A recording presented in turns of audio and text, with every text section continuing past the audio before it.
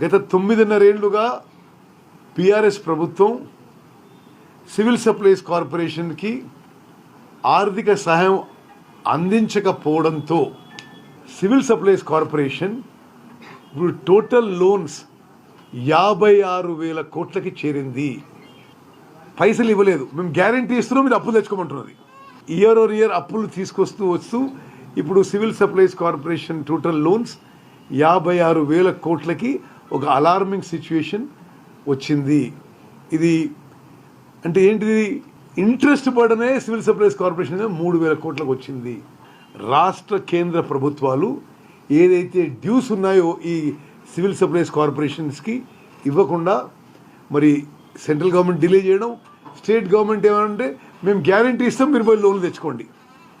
2,80,00,000 జనాభాకి అందే ఈ rice quality improve కావాలని చెప్పి నేను కమిషనర్గా అడిగాను.